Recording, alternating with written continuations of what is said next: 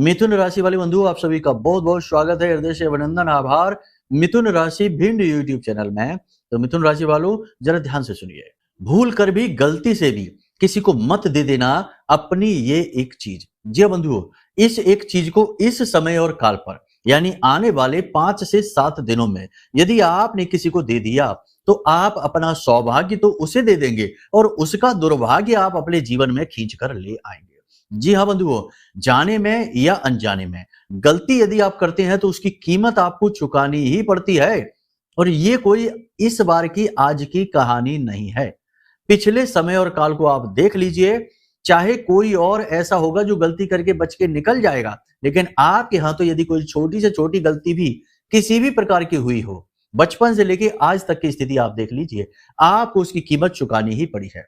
कभी कभी तो ऐसा भी हो गया है कि किसी और की गई गलती की कीमत आपने चुकाई है, केवल इसलिए कि आप उसके साथ रहे हैं।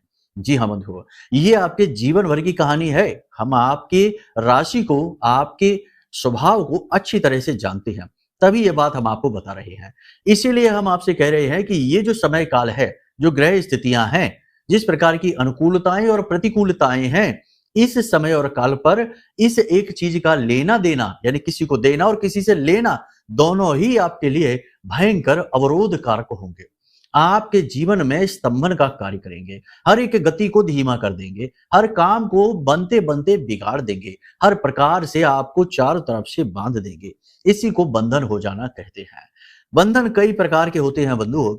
अगर आपके पास खूब पैसा आता है और आप बस दिन में 2-4 बार यही कहिए कि अब तो खूब पैसा आ रहा है, कोई टेंशन नहीं, खूब पैसा आ रहा है, कोई टेंशन नहीं।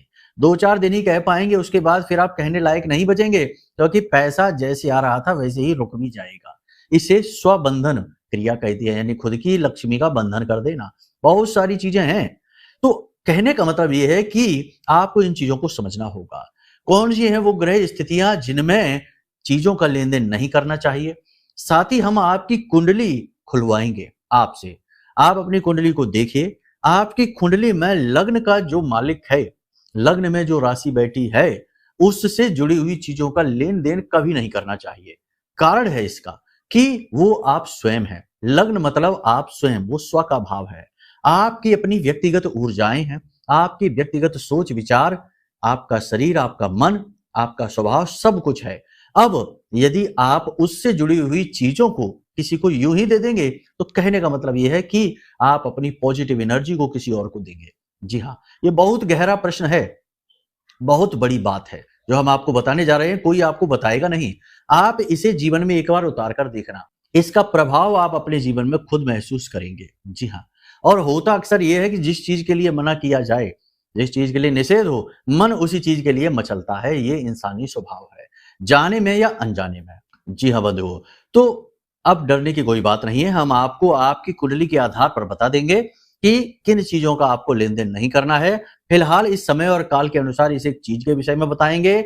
4 बड़ी भविष्यवाणियां भी करेंगे जो आने वाले 3 से 5 दिनों में आपके जीवन में घटित होंगी। 70 से 80% तो सटीक रहेगी, कुछ परसेंट यदि नहीं होती है तो समझ लो वो किसी अन्य भाई बंधु के लिए है। आखिर यह फलकथन राशि अनुसार है, आपकी कुंडली हमने नहीं देखी है।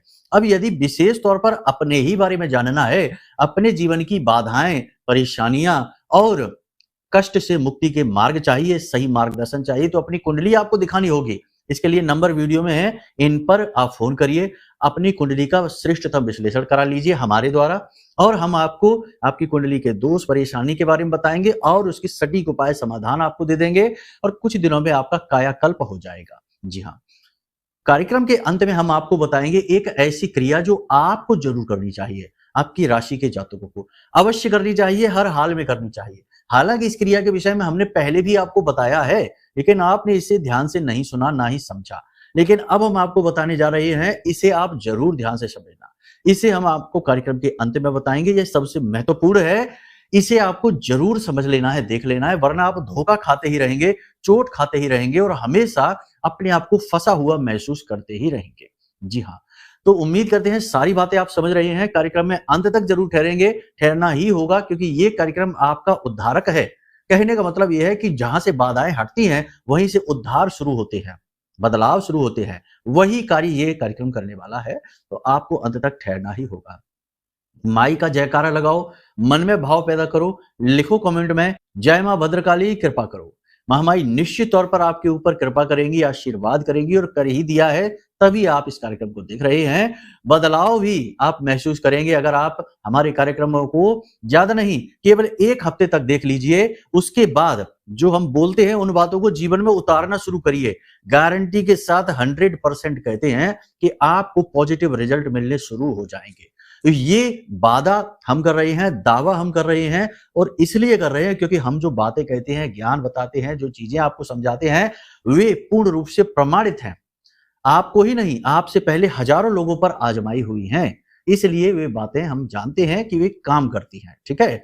तो बस कहने का मतलब ये है कि आप कार्यक्रम को जरूर पूरे चित्त के साथ ठंडे दिमाग से देखा करिए। अब यदि माई के लिए भाव मन में और गहरा है तो कमेंट बॉक्स में लिख डालिए कि मैं भी माई के परिवार का हिस्सा हूं।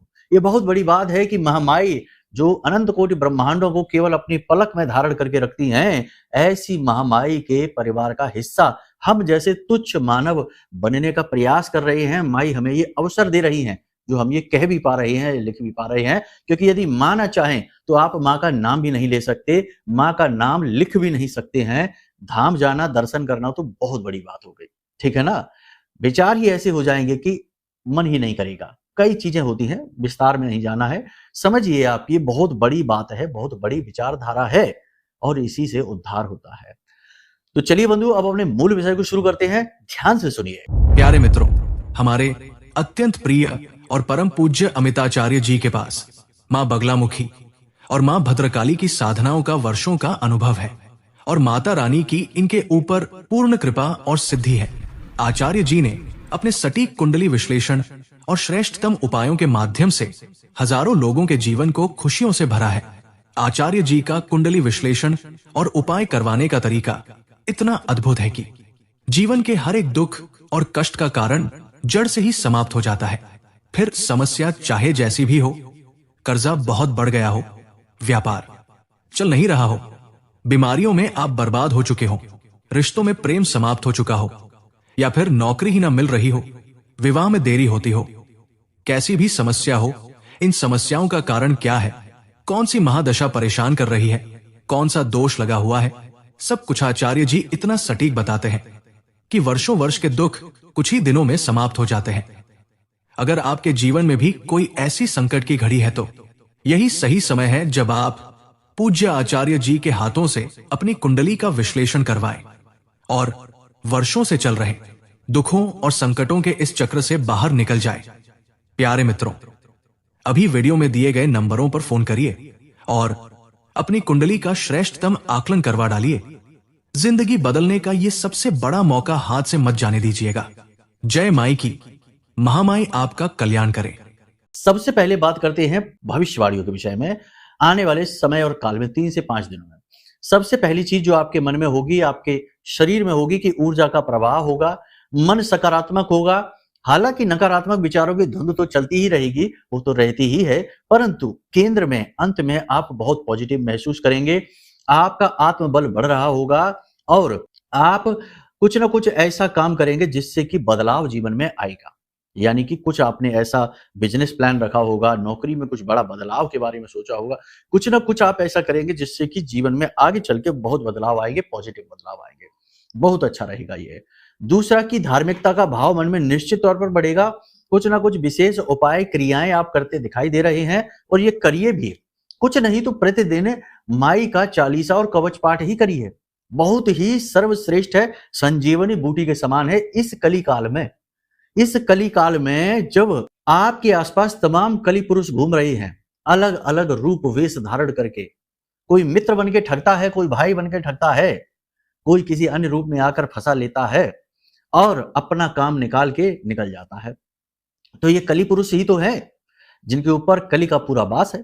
तो इनसे बचने का मार्ग क्या है? इनसे बचने का मार्ग है धर्म, आध्यात्म, महामाई की सेवा। जिस भी रूप में आपको अच्छी लगती है, भोलेनाथ अच्छे लगते हैं उनकी सेवा करिए, हनुमान जी अच्छे लगते हैं उनकी सेवा करिए। ऐसा नहीं है कि केवल माई का नाम लेंगे तो ही, लेकिन करिए पूरे श्रद्धा भाव के साथ और समय लगाइए, समय दीजिए। ऐसा नहीं है कि भागते भागते हनुमान चालीसा पढ़ लिया, 1 मिनट में ही फर्राटे से यहां से शुरू किया, वहां खत्म कर दिया, भाव महसूस ही नहीं हो पाया। चीजों की अनुभूति ही नहीं हो पाई, इतना समय ही नहीं है। और बोलते हैं कि हम रोज हनुमान चालीसा पढ़ते हैं। अरे आप पढ़ते कहाँ हैं? आप तो रटते हैं, आप तो भागते हैं। ठहराव कहाँ है? भक्ति मीन्स ठहराव। भक्ति का मतलब है स्थिरता, व्याकुलता नहीं। ठीक है, तो भाव लगाइए, समय दीजिए और देखिए कैसे बदलाव होगा। तो ये भाव उठेंगे आपके मन में, बहुत अच्छी बात है। ठीक है, तीसरा कि कोई नया अवसर मिलेगा, कुछ करने का, आगे बढ़ने का चांस मिलेगा, अवसर मिलेगा, निश्चित तौर पे मिलेगा। पैसे का भी लाभ मिलेगा, कहीं से भी आए, किसी भी प्रकार से आए, धन लाभ होगा। आपकी जेब में पैसा आएगा, आपका ही दिया हुआ पैसा आ सकता है, या लोन वगैरह या किसी भी प्रकार का पैसा आपके पास आएगा। ठीक है, यह बहुत अच्छी बात है, क्योंकि आपके पास धन बल बढ़ेगा, आपका सहयोग बढ़ेगा, आपका मार्गदर्शन होगा, आपको क्लैरिटी मिलेगी, आगे बढ़ने के अवसर मिलेंगे। और ये सब कुछ गुरु की वजह से होने जा रहा है। गुरु जो हैं अस्त थे, वो अब उदित हो चुके हैं, इसका प्रभाव रहेगा। ज्ञान बुद्धि विवेक का अब आपके ऊपर प्रभाव रहेगा। निगेटिविटी भी रहेगी। आपके आसपास कुछ लोग ऐसे जरूर हैं जो आपका पीछा नहीं छोड़ते, आपको परेशान करने में कोई कसर नहीं छोड़ते हैं। हर तरफ से आपको कहीं ना कहीं किसी न किसी रूप से परेशान करना चाहते हैं। कुछ नहीं तो बातों से ही उकसाएंगे, कुछ नहीं तो ऐसा बोलेंगे जिससे आपका मन दुखी हो जाए, परेशान हो जाए। और कुछ नहीं कर सकते तो आपकी कोई पुरानी भूली बिसरी गलती को उखाड़ देंगे और उस गलती को लेकर बैठ जाएंगे और आपका मन खराब कर देंगे। ऐसे लोगों से आपको दूर रहना है। ये लोग आपको परेशान कर देते हैं। आप इनके पास जाते हैं मन का सुकून हासिल करने के लिए, अपनी भावनाओं से प्रेरित होकर, लेकिन ये लोग आपके लिए ठीक नहीं है, ये आपको घाव देते हैं, तो इनसे आपको दूर रहना होगा। अगली भविष्यवाणी ध्यान से सुनिए। आप आत्म केंद्रित होंगे। दुनियादारी के चक्करों में आप खूब पढ़ के देख लिए, दुनियादारी को आपने समझ लिया, कौन अपना कौन पराया ये आप जान चुके हैं। अब आप इन चक्करों में ज्यादा नहीं पड़ेंगे। आपने मन पक्का कर लिया है, विचार पक्का कर लिया है। अब आप अपने बारे में सोचेंगे। अब आप मतलबी नहीं होंगे, स्वार्थी होंगे। स्वार्थी होने और मतलबी होने में बहुत ज्यादा फर्क है। मतलबी तो पूरी दुनिया है ही, अपना मतलब निकाल रहे हैं, बस एक दूसरे से सारे रिश्ते नाते निभाए ही और बनाए ही इसलिए जा रहे हैं ताकि मतलब सिद्ध हो सके। लेकिन स्वार्थी अलग है, स्वार्थी आध्यात्मिक है। वो अपना अर्थ ढूंढ रहा है, वो स्व का बोध चाहता है, खुद के बारे में जानना चाहता है, अपने इस संसार में होने का कारण जानना चाहता है। वो किसी का अहित नहीं करना चाहता, वो केवल अपने ऊपर केंद्रित है, वह खुद के ऊपर ध्यान दे रहा है। स्व का अर्थ खोजने वाला ही तो स्वार्थी है। तो अब आप स्वार्थी बनेंगे, मतलबी नहीं। ठीक है ना, बातों के मतलब को अच्छी तरह से समझ लेना, वरना आपको हो सकता है कि कुछ बातें अटपटी सी लग जाएंगे, ये क्या कह रहे हैं। ठीक है, यही तरीके हैं हमारे। ठीक है, जो आपके शुभ में चिंतित हो जाएं, ऐसे शुभ चिंतकों से दूर रहिए। ठीक है, जो आपका शुभ करने के लिए चिंतित रहें, ऐसे शुभ चिंतकों के पास जाइए। तो ये विधियां हैं जीवन को जीने की, संस्कार है। इसी तरीके से तो जीवन में इंसान सदगति को प्राप्त करता है। ठीक है, तो अब सबसे बड़ी बात, सावधानी भी अत्यंत अनिवार्य है। बिना सोचे समझे इन्वेस्ट नहीं, जल्दबाजी में कोई कार्य नहीं, सेहत को लेकर कोई लापरवाही नहीं और किसी पर भी अंधविश्वास नहीं। ठीक है, किसी के सामने अपने दिल के राज नहीं खोलना है, अपनी बातें किसी को नहीं बताना है। पैसे का लेन देन, हेर फेर जो भी कुछ चल रहा है, किसी को उसकी भनक नहीं लगने देनी है। अपने पैसे के मालिक खुद बनिए, किसी और के माध्यम से पैसे का लेन देन ना कराइए। कागज डॉक्यूमेंट साइन करते समय बहुत ही अलर्ट रहिए, धोखाधड़ी हो सकती है। और काले रंग का पेन का इस्तेमाल ना करिए। और जरूरी महत्वपूर्ण कार्य करने से पहले राहु काल को जरूर देख लीजिए। दिन में 1.5 घंटे का समय राहु काल का होता है। यदि राहु काल चल रहा है, उस समय पर कोई भी महत्वपूर्ण कार्य न करिए, सर्वोत्तम रहेगा। किसी के साथ बहसबाजी में न पड़िए, खास तौर से उच्च अधिकारियों की बात काटने की कोशिश न करिए, उनके साथ सहमति ही रखिए। धीरे धीरे अपने गुणों, अपने काम, अपनी मेहनत से अपने मान सम्मान को आप खुद ही प्राप्त कर लेंगे। उनकी बात काटकर अपनी तर्कशीलता को दिखाने में कोई फायदा नहीं है, आपको नुकसान हो जाएगा। ठीक है, कोई नई दुकान, कोई नया बिजनेस, व्यापार की शुरुआत करना चाहते हैं तो कर लीजिए, ये अच्छा समय है। इस समय पर आपको लाभ होंगे। लेकिन कोई भी नया बड़ा कार्य करने से पहले कुंडली जरूर दिखवा लेना। होता यह है कि लोग काम शुरू कर लेते हैं, घाटा हो जाता है, बाद में कुंडली दिखाते हैं कि क्या बात है। लेकिन फिर क्या फायदा, अब पछताए होत का जब चिड़िया चुग गई खेत। फिर क्या फायदा, खेत तो चुग ही गया, अब दोबारा कोई खेत लगेगा तब देखा जाएगा। तो ये नहीं करना है। ठीक है ना, उल्टी गंगा नहीं बहानी है। जैसा संस्कार नियम कहते हैं कि पहले ग्रह नक्षत्रों को समझो, पढ़ो, जानो, फिर कोई काम में आगे बढ़ो। ठीक है ना, पहले मार्गदर्शन प्राप्त करो, फिर आगे बढ़ो, तो वो सही विधि है, उसमें बहुत गुंजाइश रहती है कि कामयाबी ही मिलेगी। अन्यथा फिर तो मनमानी अगर आप चलेंगे तो फिर मनमानी ही आपको किस्मत नसीब मिलेगा, जो लिखा है वो मिल ही जाएगा। खैर, अब ध्यान से सुनिए, अब हम आपको बताने जा रहे हैं कौन-सी चीज़ें हैं जो आपको भूलकर भी किसी को देनी नहीं है, दान भी नहीं देनी। मंदिर में दान दे सकते हैं, लेकिन वैसे किसी को नहीं देनी कि लो भाई ले जाओ पहनने के लिए ले लो, ऐसे नहीं, ठीक है? उपहार में भी नहीं देनी। चीज़ों को उपहार में देने का चलन बहुत पुराना है, कोई नया नहीं है, लेकिन इसमें लोग अक्सर कुछ ऐसा कर देते हैं जिसमें कि अपनी खुशियाँ दिलाते हैं। इत्र, परफ्यूम कभी किसी को नहीं देना चाहिए, ले सकते हैं किसी से, देना नहीं चाहिए। धार्मिक किताबें, धर्म से जुड़ी हुई कोई भी चीज़ किसी को नहीं देनी चाहिए, तस्वीर, धार्मिक किताबें, पूजा-पाठ की सामग्री वगैरह किसी को भी नहीं देनी चाहिए। अपने पहने हुए वस्त्र कभी किसी को नहीं देने चाहिए पहनने के लिए, जूते-चप्पल आदि भूलकर भी नहीं। अपनी गाड़ी, वाहन, इलेक्ट्रॉनिक सामान किसी को भी नहीं देने चाहिए। बहुत सारी चीज़ें हैं, कहने का मतलब ये है, ये तो नियम, संयम हैं, बहुत सारे हैं, इनको हम कभी फिर विस्तार से बताएँगे, अभी राशि के हिसाब से। अपनी कुंडली खोलकर देखिए, यदि आपकी कुंडली के पहले भाव में यानी पहला चौखाना जो बना हुआ है, उस चौखाने में सूर्य यानी सन है, सूर्य बैठे हुए हैं, तो समझ लीजिए कि सूर्य से जुड़ी हुई चीज़ें आपको किसी को भी यूँ ही मुफ्त में नहीं देनी है, ठीक है? सूर्य से जुड़ी चीज़ें क्या है? सफ़ेद रंग की कोई भी वस्तु, नारंगी रंग की कोई भी वस्तु, खाने-पीने की कोई भी सामग्री जैसे कि कोई भी फल है, कोई भी अन्न है, जैसे गेहूँ है, गेहूँ से बनी कोई भी चीज़ किसी को नहीं देनी है। इसी प्रकार यदि चंद्रमा है, तो आपको सफ़ेद रंग की कोई भी वस्तु नहीं देनी है, मिठाई किसी को भी नहीं देनी है, प्रसाद के रूप में आप दे सकते हैं, यूँ ही किसी को नहीं खिलानी है, यूँ ही किसी को नहीं देनी है और जल तत्व से ज बनी हुई चीज़ें किसी को नहीं देनी है, अपने वस्त्र आदि भी नहीं देने हैं। शक्कर, नमक भी लेन-देन में आप नहीं करेंगे। इसी प्रकार यदि मंगल है तो लाल रंग की कोई भी वस्तु, लाल रंग के वस्त्र, लाल रंग की खाद्य सामग्री और उपयोग की सामग्री किसी को भी आपको नहीं देनी है। अपने वाहन आदि भी लेन-देन ना करें, दवाएँ किसी को भी ना दें, ठीक है ना? बुध यदि है तो हरी रंग की कोई भी वस्तु, किसी से यूँ ही चलते-फिरते वादा नहीं करना है, यानी आश्वासन यूँ ही नहीं देना है, किसी को वादा नहीं देना है, किसी को अपना समय नहीं देना है बिना मतलब में, यूँ ही फिजूल में नहीं। और किसी से ज़रूरत से ज़्यादा बात नहीं करनी है, किसी को भी अपनी जुबान नहीं देनी है, ठीक है? और हरी रंग की कोई भी वस्तु, चाहे खाने की हो, चाहे वस्त्र हो, दाल भी यदि हरे रंग की है तो किसी को नहीं देनी है, ये विशेष ध्यान रखिए। गुरु यदि बैठे हैं तो पीले रंग का कोई भी वस्त्र, आभूषण, सोना, जेवर या फिर कोई भी खाद्य सामग्री पीले रंग की किसी को भी आपको नहीं देनी है। ज्ञान भी मुफ्त में किसी को नहीं देना है, ठीक है ना? आप किसी का भला करने के लिए किसी को कुछ समझाएँगे, कुछ बोलेंगे, लोग उसे लोग उल्टा समझेंगे और आपको ही लांछन लगा बैठेंगे, आपका समय और दिमाग खराब कर देंगे। तो गुरु बैठे हैं तो ये नहीं देना है, ठीक है? शुक्र यदि बैठे हैं तो जेवर किसी को भी नहीं देने हैं, चाहे सोने के हो, चाहे चांदी के हो। इत्र, परफ्यूम किसी को भी नहीं देने हैं। मीठी सफ़ेद रंग की कोई भी मिठाई किसी को नहीं देनी है। शक्कर किसी को भी नहीं देनी है, चावल किसी को भी नहीं देने हैं और सफ़ेद रंग की कोई भी सामग्री, कोई भी वस्त्र आदि किसी को भी यूँ ही नहीं देने हैं। शनि यदि बैठे हैं तो तेल किसी को भी नहीं देना है, खास तौर से शनिवार के दिन ना तो देना है और ना ही लेना है। और काले रंग के कोई भी वस्त्र, आभूषण या कुछ भी काले रंग की कोई भी चीज़ हो, मशीनरी आदि का भी लेन-देन किसी को यूँ ही मुफ्त में ना करें, कुछ ना कुछ मूल्य अवश्य ले लें। और सबसे बड़ी बात कि ज़रूरत से ज़्यादा वस्त्र संग्रहित ना करें और जूते-चप्पल ज़रूरत से ज़्यादा नहीं, एक आध जोड़ी ही जूते अपने पास रखें। 2-2, 4-4, 5-5 जोड़ी जूते रखेंगे, आप परेशान हो जाएँगे। राहु या फिर केतु बैठे हैं, तो आपको अपने पालतू जानवरों को किसी के यहाँ नहीं भेजना है, किसी को नहीं देना। लोग कर लेते हैं, उसका भी लेन-देन कर लेते हैं। इलेक्ट्रॉनिक सामान अपने किसी को भी नहीं देने हैं और खराब इलेक्ट्रॉनिक सामान अपने घर में अपने पास बिल्कुल भी नहीं रखने हैं। उन्हें तुरंत घर से बाहर निकाल कर फेंकिए या उन्हें सही करा दीजिए।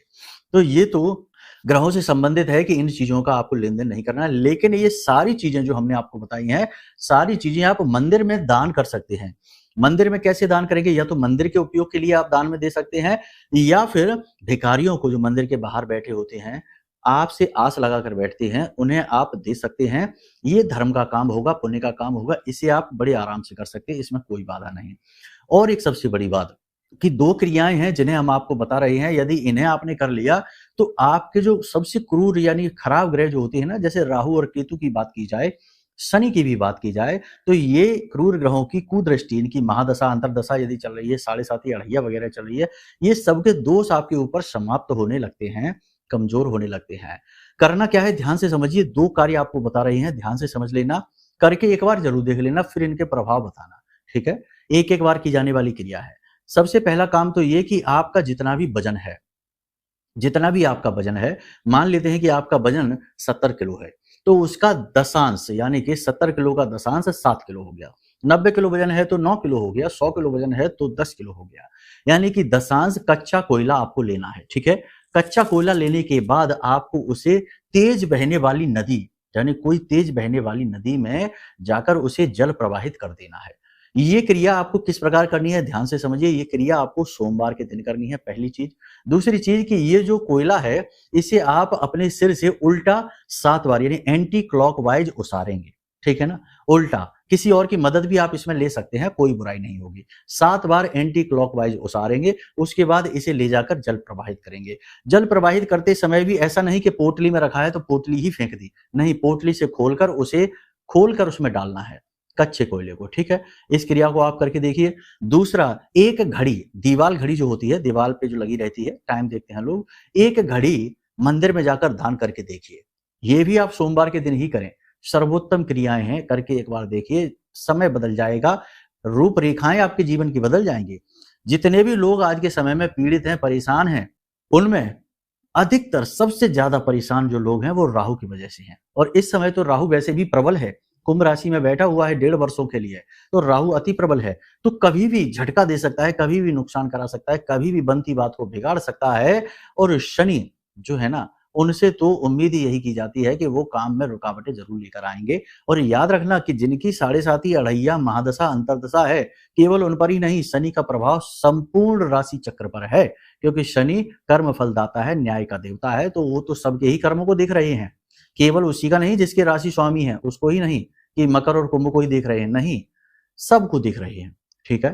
तो इसलिए इनको भी प्रसन्न। तो ये 2 क्रियाएं, साथ ही एक क्रिया और कि पशुओं को यानी गाय को और कुत्ते को रोटी भोजन जरूर कराया करिए। इनके माध्यम से भी जीवन में सुख समृद्धि को खींचकर लाया जाता है, ठीक है? इन क्रियाओं को आप करके देखिए। अब हम आपको बताने जा रहे हैं उस एक चीज के विषय में जिसके बारे में हमने कार्यक्रम में शुरुआत की थी। वो एक चीज क्या है, ध्यान से सुनिए। आपके घर की लक्ष्मी, पैसा, जी हाँ बंधु, आपका पैसा आने वाले 3 से 5 दिनों में किसी को भी अपना पैसा मत देना। लोग आपके पास आएंगे, मदद मांगने के बहाने से आएंगे, आपसे उधार मांगने आएंगे, आपसे किसी भी प्रकार की सहायता की उम्मीद आस लगाकर आएंगे, लेकिन आपको देना नहीं है। पैसा देते समय उसके चरित्र को, उसके स्वभाव को जरूर देख लेना और उसके पुराने रिकॉर्ड को भी चेक कर लेना, थोड़ी बहुत ही मदद करना, लेकिन अपना पैसा किसी को मत देना। इस वक्त आपको पैसे की बहुत अधिक जरूरत है और आने वाले समय और काल में भी आपको पैसे की बहुत अधिक जरूरत पड़ने वाली है, तो अपना पैसा भूल कर भी किसी को मत देना। दूसरा, कि धर्म से जुड़ी हुई चीजें, खास तौर से कि पूजा पाठ से जुड़ी हुई किताबें, मूर्तियां, फोटो, तस्वीर किसी को भी मत दे देना। ये दोनों चीजें यदि आपने किसी को दे दी तो आपका ज्ञान और आपकी लक्ष्मी दोनों ही चली गई, यानी नारायण लक्ष्मी दोनों ही आपके घर से चले गए। और जब नारायण और लक्ष्मी ही आपके घर से चले गए तो आपके घर में तो भूत वासा हो जाएगा, भूतों का ही वास होगा। फिर आपका उद्धार कैसे होगा, इसके बारे में सोच लेना, असंभव है, काम तो बिगड़ेंगे ही। समय और काल की ये मांग है जो हम आपको बता रहे हैं। कम से कम 5 दिन तक तो इन चीजों के लेन देन से बचना, उसके बाद फिर आप कर भी सकते हैं, लेकिन बहुत सारी चीजों का ख्याल रखते हुए, ठीक है? अब यदि आपके जीवन में कोई ऐसी बाधा, कोई ऐसी अड़चन है जो आपको आगे ही नहीं बढ़ने दे रही है, आप अपने विचारों से समस्या का समाधान निकाल ही नहीं पा रहे हैं, तो जरूर कोई बड़ी योग युति, कोई विशेष परिस्थिति है ग्रहों के द्वारा बनी हुई। तमाम तरीके की होती है, नीच भंग है, विपरीत राजयोग है, विष दोष है, तमाम तरीके की चीजें हैं, अच्छी भी है, बुरी भी है। इनके बारे में जानने के लिए कुंडली का विश्लेषण कराना अति अनिवार्य है। तो अब यदि आप कुंडली का विश्लेषण कराना चाहते हैं तो नंबर वीडियो में दिए गए हैं, इन नंबरों पर फोन करिए, सारी जानकारी दे दीजिए। छोटी सी दक्षता के साथ हम आपकी कुंडली का श्रेष्ठतम आकलन करके आपको दे देंगे और आपके जीवन में चल रही परेशानियों का जो श्रेष्ठतम समाधान है वो आपको बता देंगे आपकी कुंडली के अनुसार। उन्हें आप करके देखेंगे, आपको निश्चित लाभ प्राप्त होंगे गारंटी के साथ। जब बाधा ही हट गई तो क्यों नहीं जीवन में समाधान आएंगे। सीधी सी बात है कि जब समस्या का समाधान हो गया, यानी रोग का इलाज हो गया, तो फिर आप निरोगी क्यों नहीं होंगे।